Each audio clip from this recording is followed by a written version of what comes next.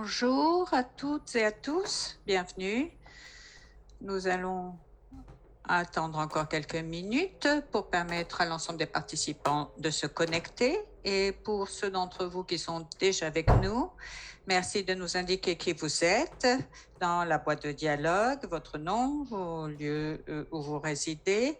Nous allons commencer dans quelques instants.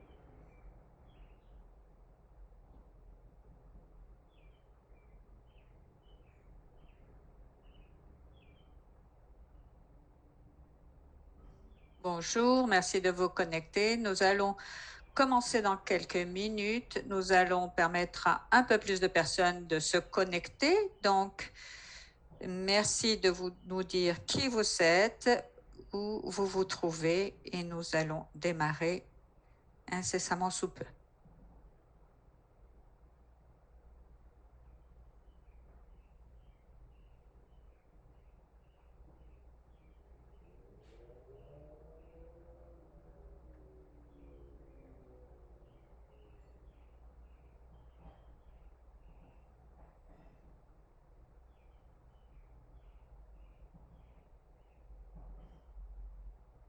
Très bien.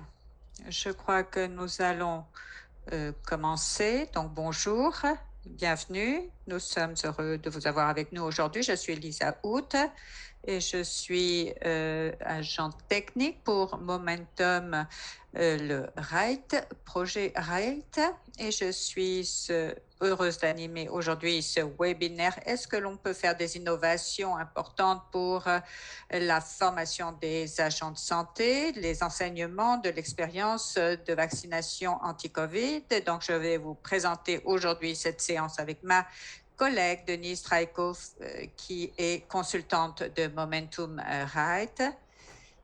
Et je passerai la parole donc ensuite à Denise pour la deuxième partie. Nous serons là pour répondre aux questions et un petit peu contrôler la boîte de dialogue si vous avez des commentaires. Et je voudrais aussi vous expliquer le travail que l'on fait dans le cadre du MRIGHT, projet MRIGHT.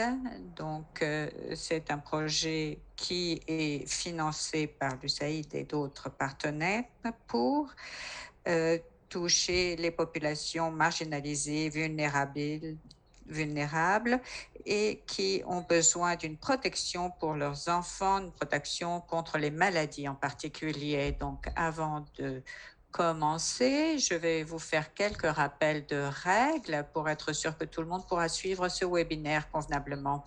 Donc, nous offrons un service d'interprétation simultanée aujourd'hui en français. Vous pouvez accéder au canal de français en cliquant en bas de l'écran sur l'icône interprétation, le petit globe. Donc, vous pouvez écouter aujourd'hui en anglais ou en français et donc cliquer sur cette icône.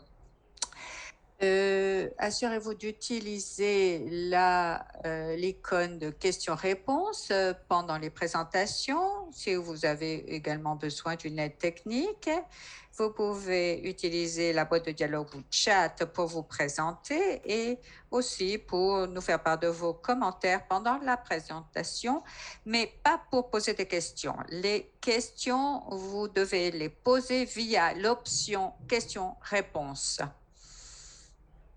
Si vous avez des problèmes techniques, l'équipe sera là pour vous aider. Nous allons compiler vos questions pour les poser à la fin des présentations aux intervenants. Aujourd'hui, cette séance est enregistrée et vous recevrez un email avec l'enregistrement à la fin de cette séance. Et pour les questions auxquelles on ne pourra pas répondre aujourd'hui, nous essaierons de vous les envoyer par courriel ultérieurement. Donc, je pense qu'on est prêt pour commencer. Alors, le monde a vu beaucoup de ressources consacrées à la vaccination COVID qui nous a offert des opportunités pour explorer les formations et les systèmes ou campagnes de vaccination de routine. Et cela nous offre la possibilité de mieux comprendre le fonctionnement de ce type de projet et sur la base de l'expérience de la vaccination anti-COVID, nous pouvons tirer des conclusions et des enseignements. Donc aujourd'hui, on va voir comment on peut mettre en œuvre des innovations pour la formation des agents de santé et comment cela peut servir les campagnes de vaccination. On veut également utiliser cette occasion, profiter de cette occasion pour écouter vos commentaires et votre expérience dans ce domaine. 2 objectifs pour la séance d'aujourd'hui. D'abord, partager des conclusions sur ce qui a été fait en 2022 et les pratiques émergentes sur l'introduction de la vaccination COVID. Et le deuxième objectif est effectivement de rassembler des idées sur l'amélioration de ce type de formation et de campagne de vaccination. Et je vous donnerai quelques éléments de contexte, d'abord pour commencer, avant de passer à l'analyse. Et je passerai ensuite la parole à Denise qui vous présentera la phase 3 et la partie recommandations. Nous lancerons différents sondages et petites enquêtes pendant cette séance. Et donc, on veut avoir vos avis, vos commentaires. Donc, n'hésitez pas à y répondre et à poser vos questions dans la boîte spécifique de questions-réponses. Donc, nous avons 2 types de questions en particulier. D'abord, comment la formation pendant la vaccination COVID a été effectuée dans les pays cibles depuis le début de la pandémie et quels facteurs ont influencé cette mise en œuvre? Ensuite, deuxième question, quels facteurs ont une influence sur l'application de nouvelles méthodes ou nouvelles méthodes modifiées des vaccinations sur le long terme?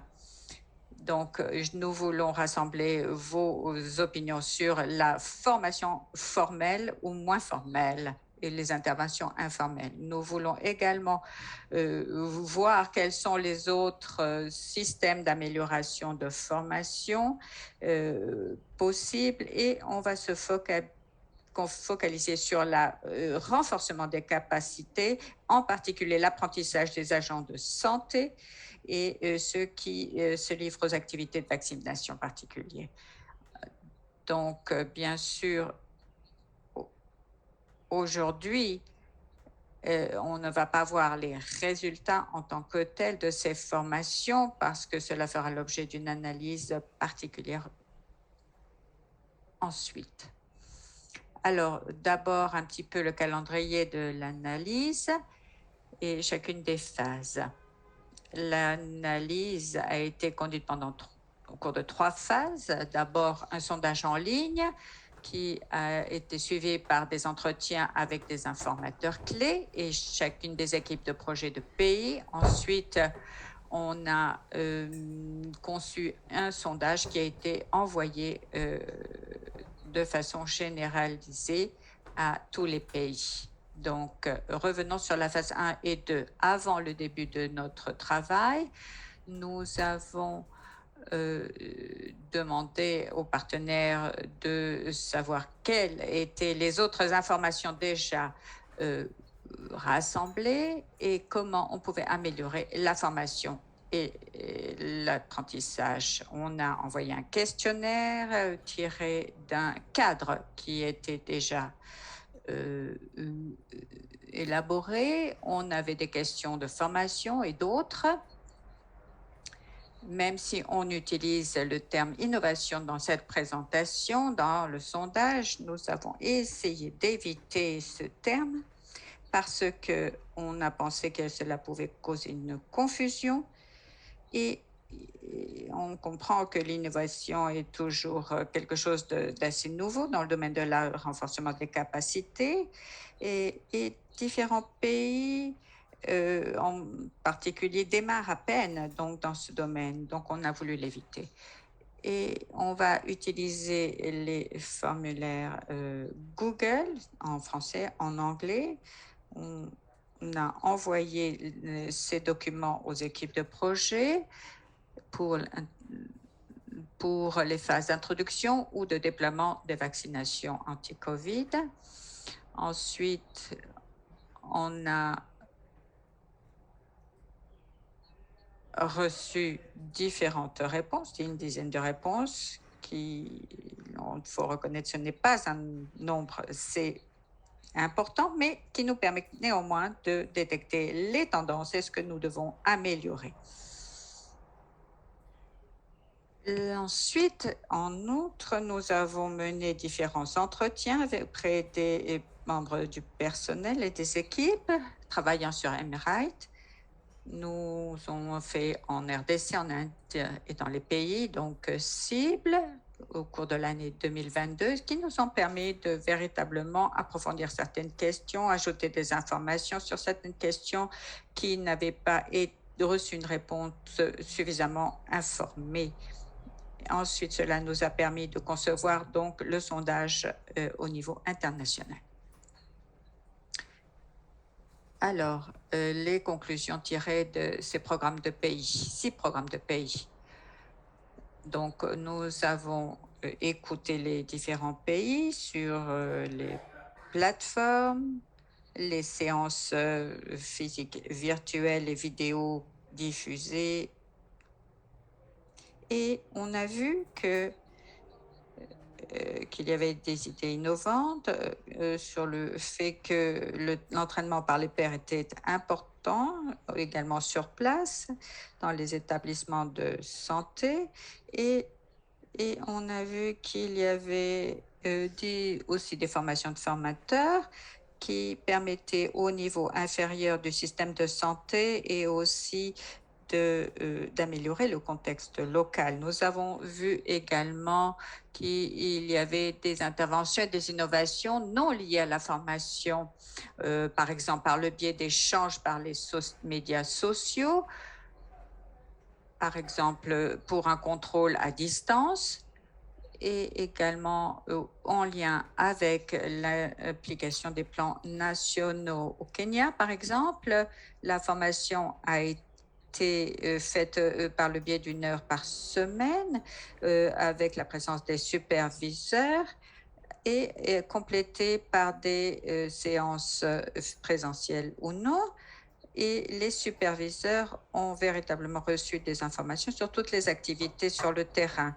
Et cela montre la relation entre la formation et les interventions non liées à la formation directement pour pouvoir améliorer les échanges entre les praticiens, la connexion entre la formation, l'expérience et l'application de ce qui peut être appris au cours de ces séances de formation. Donc, quelles sont les conclusions? Comment est-ce que ces innovations dans le domaine de la formation fonctionnent dans les pays que nous servons et que nous avons auprès desquels on a enquêté?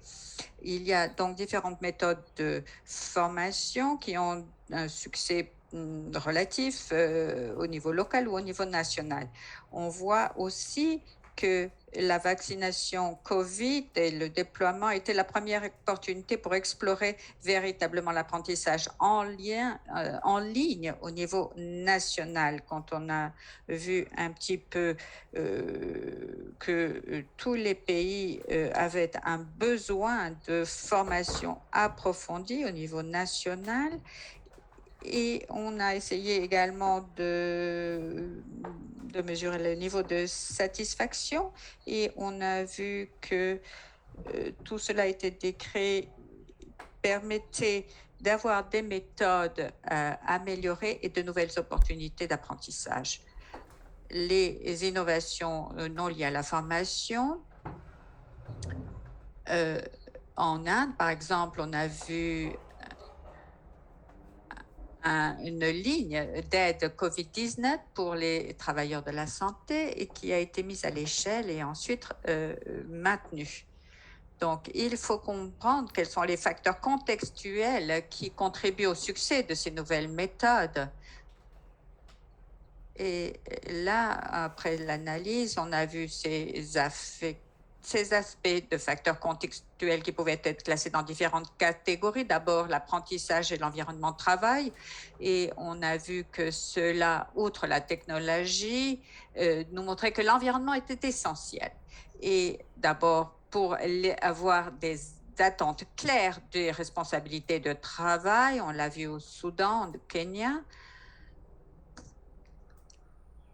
Ensuite, le deuxième domaine, c'est le soutien de la part de niveau de management. On a insisté sur l'importance de la formation des travailleurs de façon à ce que toutes les régions puissent recevoir des messages standardisés, normalisés et véritablement établir une infrastructure en réseau et un bon niveau de supervision. Et tout le monde comprend que les ressources sont essentielles dans ce domaine et il faut bien sûr une stratégie particulière chaque fois que l'on teste de nouvelles méthodes. Et nous allons maintenant faire une petite pause et vous demander au cours de cette petite séance de questions et réponses d'utiliser l'option particulière et savoir si vous avez des questions en particulier auxquelles vous souhaitez obtenir une réponse avant de poursuivre la présentation.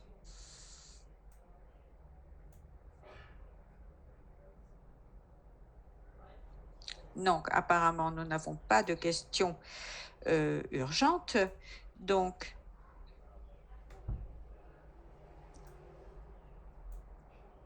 prenez le temps, néanmoins, de demander ce que vous souhaitez demander et j'espère qu'on pourra vous apporter une réponse dans les minutes qui suivent.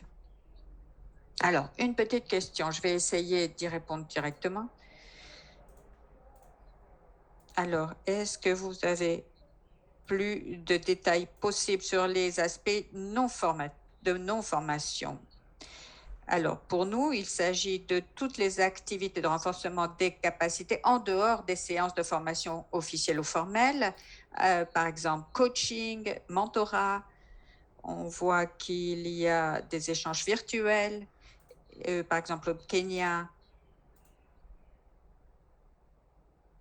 Il y avait des formations initiales suivies ensuite par des interventions diverses pour de suivi, de mentorat.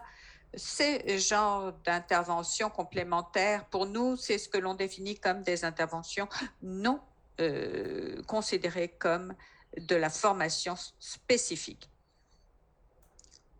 Et pourquoi vous n'avez eu que 10 réponses?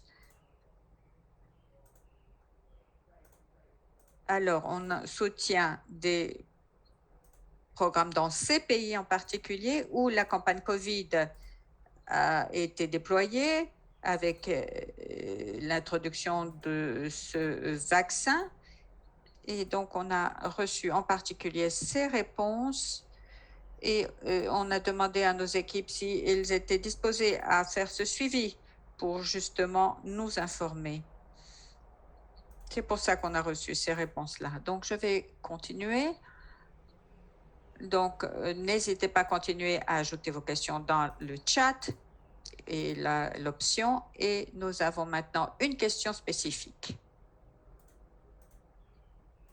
Alors, prenez quelques minutes, secondes ou 30 secondes pour répondre et nous dire quels facteurs, selon vous, contribuent aux résultats positifs. Sélectionnez les 3 premiers facteurs qui, selon vous, permettent des innovations positives.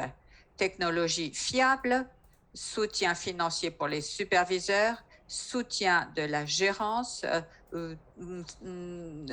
main-d'œuvre motivée ou force de travail motivée, superviseurs de qualité, des formateurs bien formés, des ressources matérielles, aide-mémoire et des équipements techniques. Quels sont les trois principaux facteurs qui, pour vous, contribuent à des innovations positives, entraînant un bon niveau de résultat au niveau de la formation?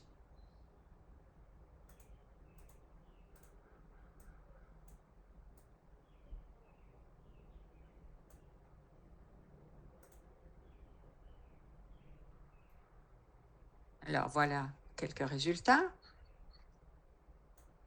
Alors, des réponses diverses, bien réparties, avec une en particulier majoritaire, qualité des superviseurs. Ensuite, des personnels motivés et ensuite des bonnes ressources, support de formation, aide-mémoire, aide à l'emploi. Tout cela contribuerait à plus d'innovation dans ce domaine de la formation professionnelle. Également, tout cela est bien sûr utile, mais merci de déterminer cette tendance. Je vais maintenant passer la parole à ma collègue Denise, qui va vous présenter le reste des phases par lesquelles nous sommes passés pour cette séance. Donc, bonjour à tout le monde.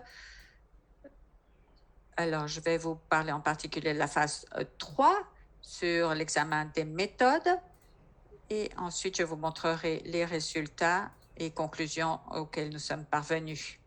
Donc, n'hésitez pas à intervenir dans les chats ou dans les QA. Donc, on a eu différentes conclusions sur la base des deux premières phases. Et nous avons également consulté l'OMS, GEPAICO, et nous avons également envoyé des versions en anglais et en français des formulaires via Google. On a disséminé donc tout cela via le site web et il y a des courriels sur la...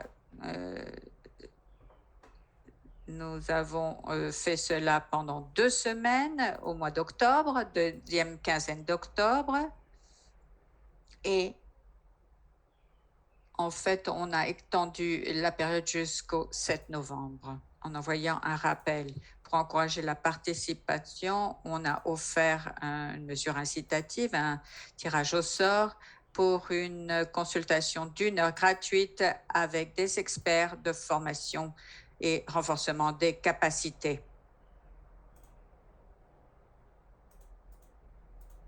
Alors, voyons maintenant le profil des répondants. On a analysé les données avec Google Forms et Excel avec des tableaux. Et on a envoyé et utilisé des mots-clés. On a eu une centaine de réponses, donc un chiffre rond important. 29 en français et le reste en anglais, avec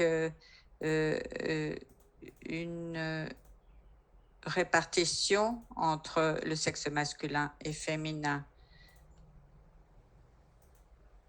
Alors, on est au niveau du niveau de formation d'éducation 59 avec une maîtrise et un niveau d'expérience en vaccination de 6 à 10 ans, 80 superviseurs et nous avons eu le niveau provincial le plus représenté au niveau administratif qui nous avions consulté.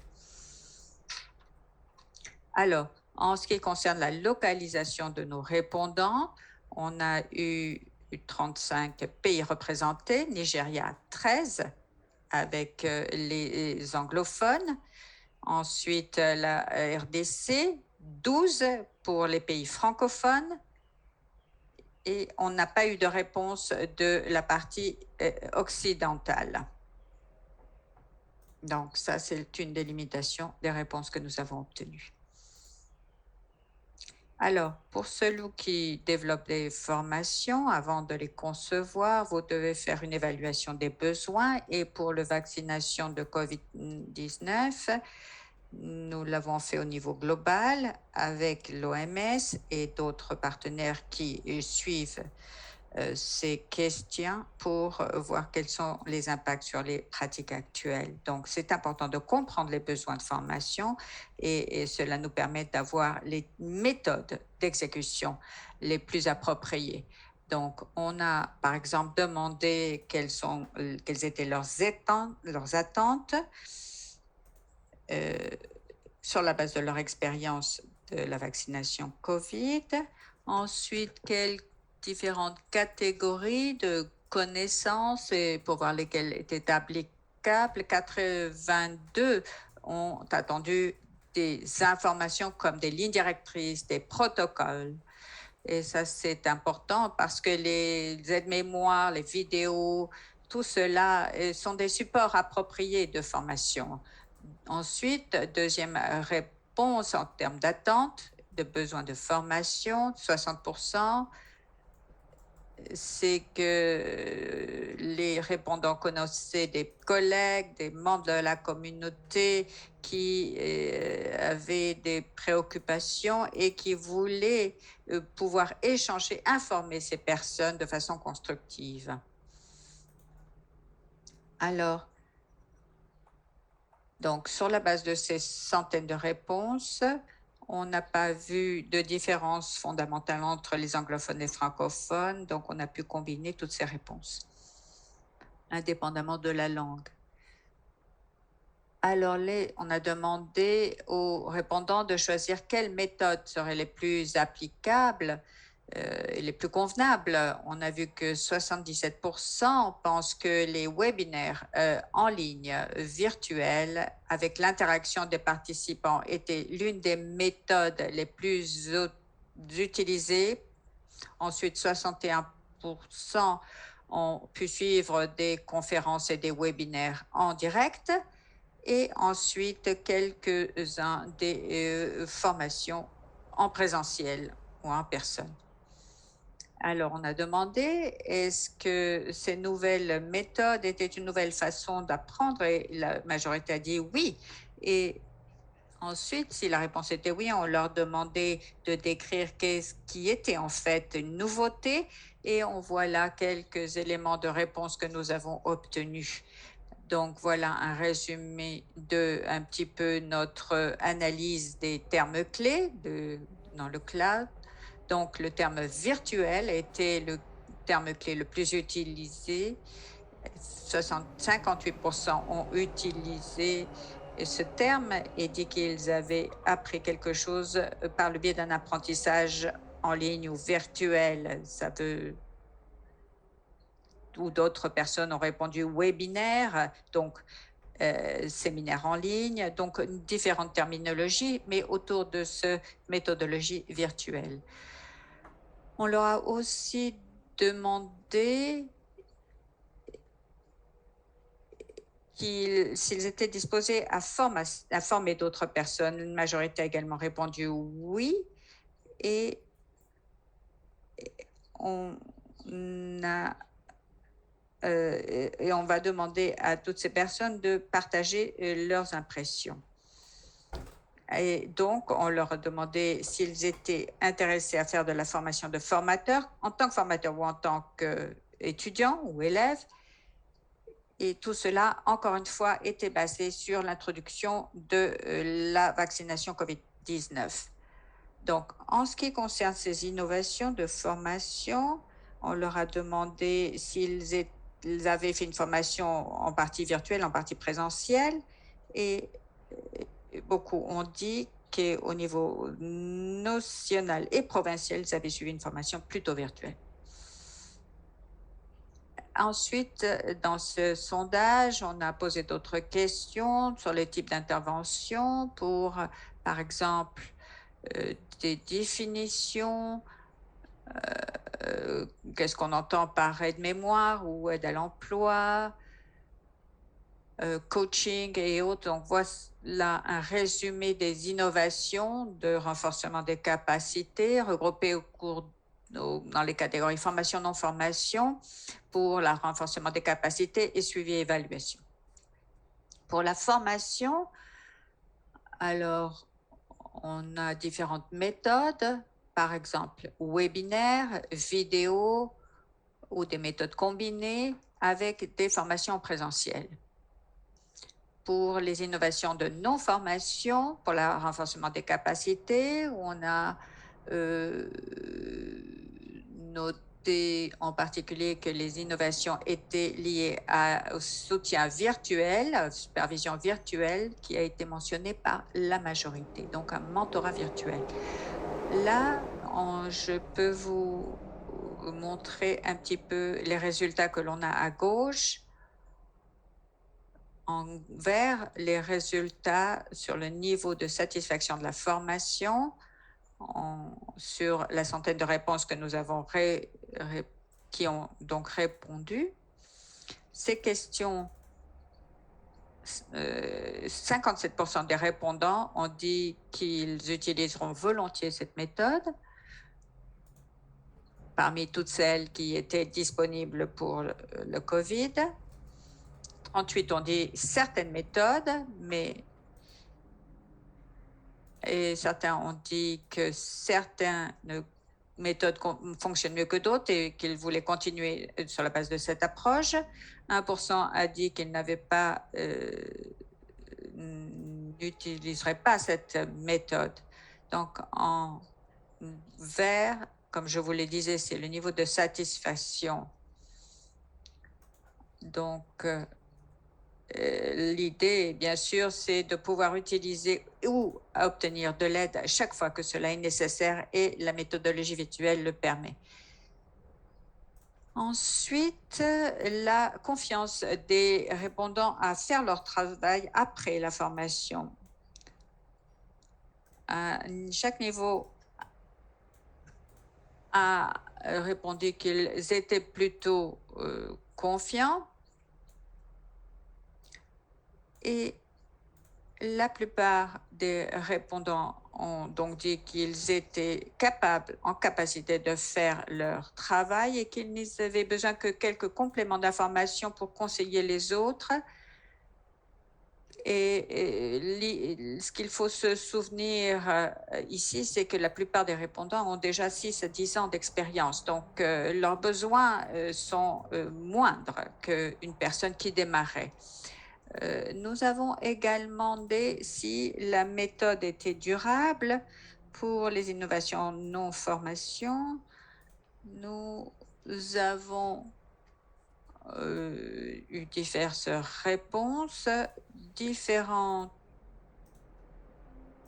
ont considéré que les approches avaient été incorporées dans leurs procédures opérationnelles standardisées. Donc, voilà des innovations qui ont été viabilisées au Bangladesh, par exemple Burkina, Kenya, et si vous faites partie de ces pays, vous pouvez bien sûr vous féliciter parce que vous avez pu viabiliser ces innovations. Et il y a maintenant des perspectives à analyser pour comprendre pourquoi une innovation a abouti à quelque chose ou pas, pourquoi elle est couronnée de succès ou non, et on peut voir ici cette comparaison.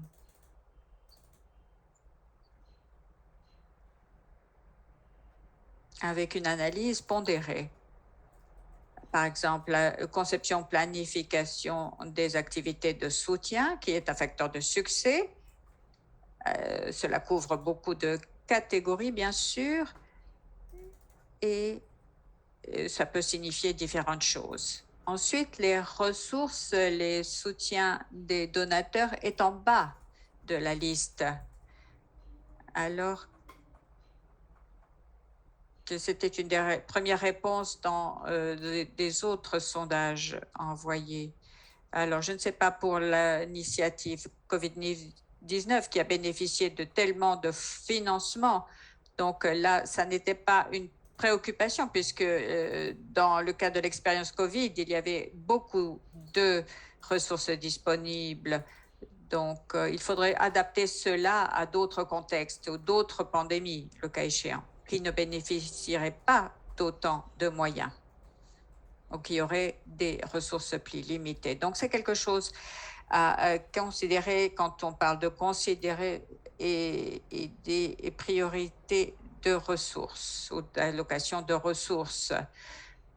Nous vous demandons maintenant de continuez à nous poser vos questions. Il y en a une pour vous, Denise?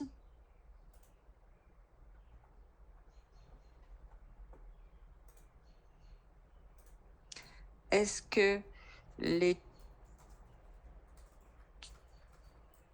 a permis de déterminer comment soutenir de la meilleure façon les besoins ou répondre aux besoins? Bien sûr, toutes les méthodes peuvent être utilisées par le biais d'une liste de contrôle ou de vérification, et ensuite on peut leur demander si les méthodes les satisfont et un petit peu comprendre quelle méthode fonctionne le mieux pour chaque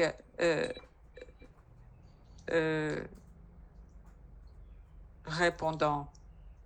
Et par exemple, on l'a fait dans le cadre de la campagne COVID.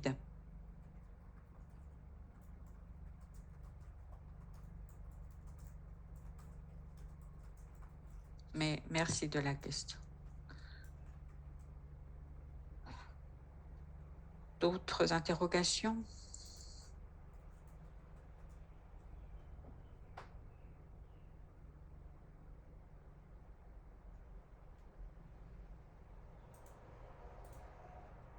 Alors, s'il n'y a pas d'autres questions, nous allons passer aux limitations de ce sondage global. On en a déjà évoqué quelques-unes. D'abord, la conception et diffusion a permis de faire en fait un petit peu une distinction entre ceux qui ont accès à Internet et ceux qui n'en ont pas accès. Nous avons donc compris qu'il y avait là une certaine limitation possible quant au nombre de personnes que l'on pouvait atteindre ou toucher, c'est-à-dire l'accès à la technologie. Autre limitation à souligner, c'est que les descriptions étaient trop brèves, il n'y avait pas assez d'informations pour véritablement comprendre. Par exemple, au Burkina Faso, ça a été le cas. Donc, on peut maintenant passer aux implications pour l'avenir et à cette discussion pour l'avenir, les pour et les contre de ces solutions de formation à distance. Donc, il y a des avantages et des inconvénients, bien sûr, ce qui fonctionne moins.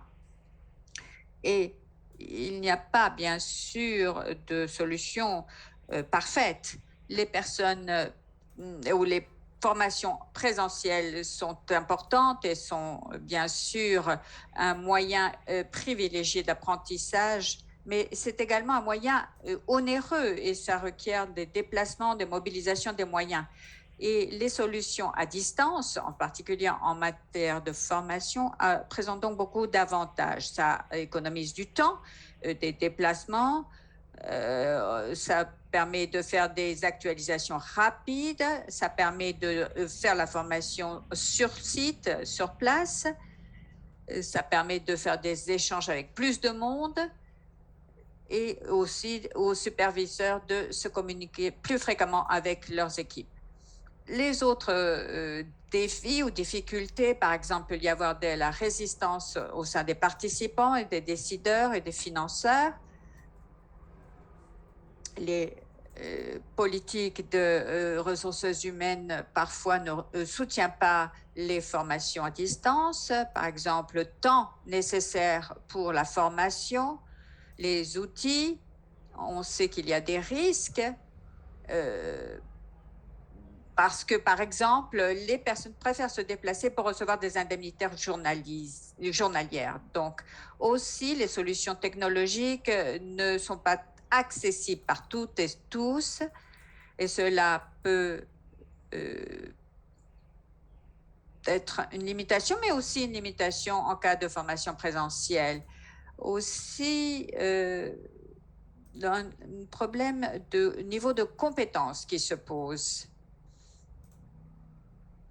Donc, cette analyse souligne que les innovations et la promotion des innovations requièrent des ressources, une assistance technique, des ressources humaines et des politiques qui permettent véritablement d'appuyer ces démarches. Et je veux insister sur le fait que ces politiques de ressources humaines sont essentielles pour véritablement repenser les choses, réaménager les modalités et lier tout cela aux avancements de carrière et qu'il faut réfléchir ensemble pour surmonter tous ces obstacles à l'amélioration de la formation. Et maintenant, un petit quiz. Nous avons une petite question posée ici. Donc, imaginez-vous dans ce scénario, quelle réponse donneriez-vous si votre organisation lançait un vaccin HPV? Est-ce que votre superviseur vous demanderait de planifier une formation cascade? Qu'est-ce que vous feriez en premier? Fixer les dates pour la formation et assurer que les parties prenantes instructeurs sont disponibles. Est-ce que vous détermineriez les connaissances et compétences nécessaires pour les différents types de personnel? Est-ce que vous demanderiez une réunion avec votre superviseur pour discuter des différentes stratégies de formation du personnel? Ou est-ce que vous parleriez avec vos collègues au sujet d'une approche différente, le cas échéant? Donc, quelle serait votre réponse à cette question?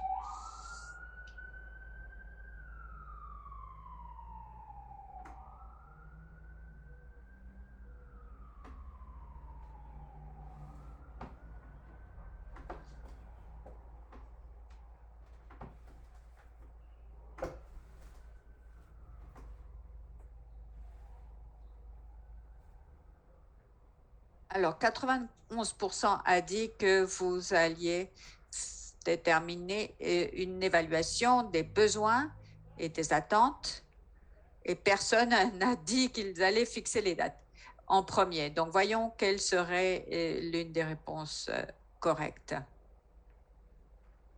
Eh bien, la réponse correcte, bien, peu importe, c'est ce que vous choisissez de faire en premier qui est important. Et j'insiste là-dessus parce que nous sommes tous dans le monde réel et nous faisons ce que nous pouvons en fonction du contexte qui est le nôtre.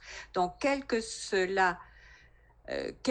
soit la première étape que vous décidez d'engager, faites de votre mieux, qu'il s'agisse de l'évaluation des besoins, de la vérification de la disponibilité des instructeurs ou autres. Donc, voyons en fonction de chacune de ces solutions. En A, alors, par exemple, fixer les dates, vous pouvez considérer que si le contexte est approprié, vous pouvez élaborer deux idées pour présenter cette formation à distance et défendre en fait des expériences à une petite échelle.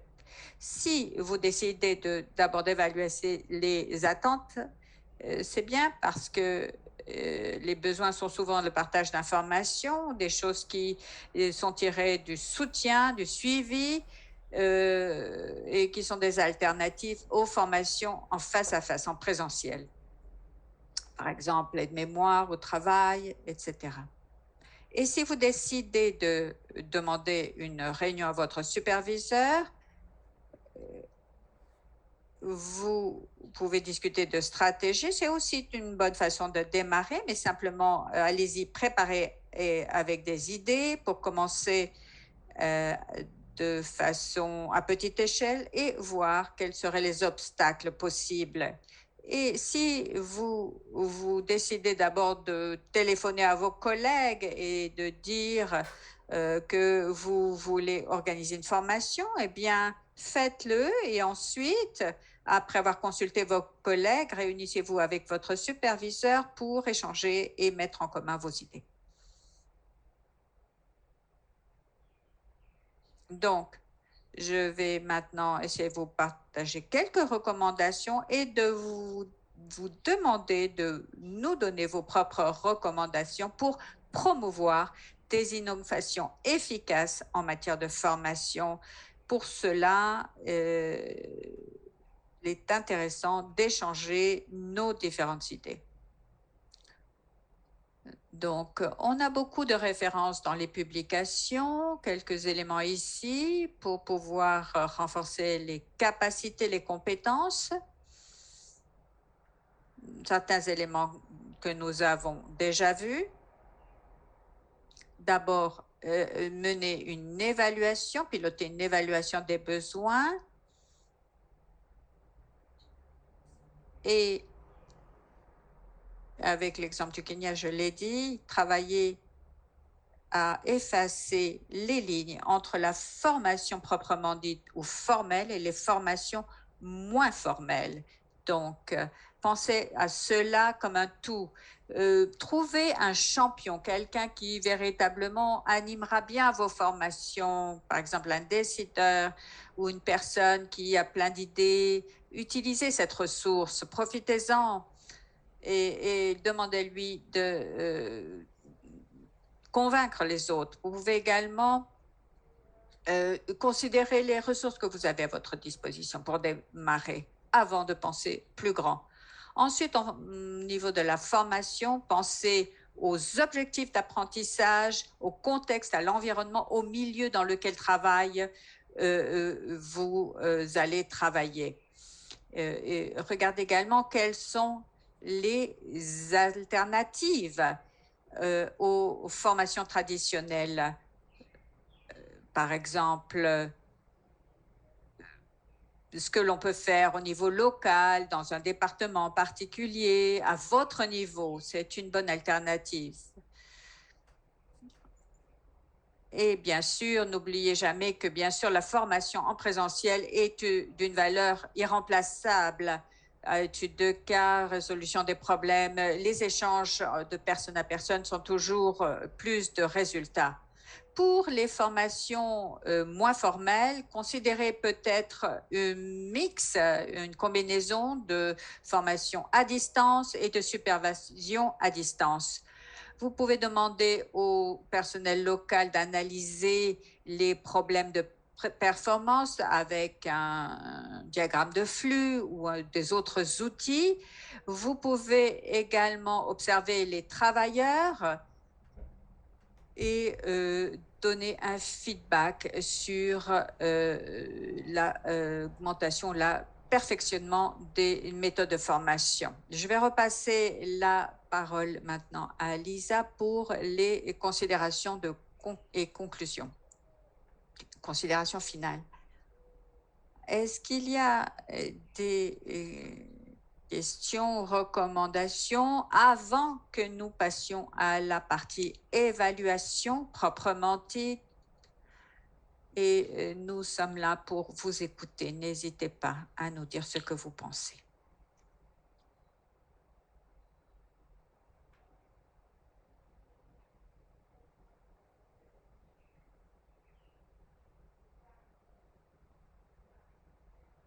Donc, merci de votre participation, de votre temps. Au nom de l'équipe, je souhaite vous remercier, Momentum également, et le RIGHT et l'équipe de pays, les équipes de pays pour appuyer chaque phase de cette analyse. Et nous savons que les personnels de vaccination sont toujours très occupés. Donc, utilisez ce code QR pour remplir le formulaire d'évaluation. Et nous aurons ensuite un lien pour l'évaluation et pour le rapport de programme. Donc, nous vous encourageons à le lire, à l'utiliser comme une ressource au fur et à mesure que vous avancez et vous concevez vos interventions de formation.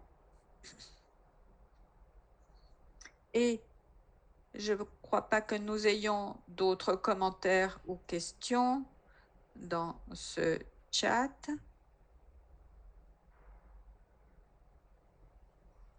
Mais bien sûr, encore merci. Nous vous remercions de votre temps et nous enverrons les réponses aux questions qui ont été posées mais qui n'ont pas reçu de réponse aujourd'hui. Et nous vous enverrons cette présentation et notre rapport.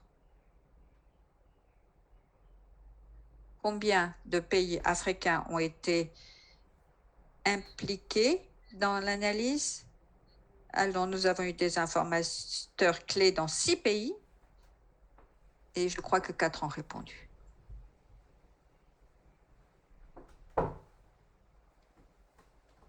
Est-ce que c'était spécifique? Alors, on peut revenir sur la diapo qui nous montre la répartition des réponses que nous avions reçues pour répondre à cette question. On a eu un bon niveau de réponse de l'Afrique continentale et bonne répartition de participants dans le continent. 2 pays francophones et anglophones. Et nous avons les couleurs qui correspondent au nombre de réponses que nous avons reçues. Donc, cela vous donne une idée. Par exemple, le Nigeria, 13.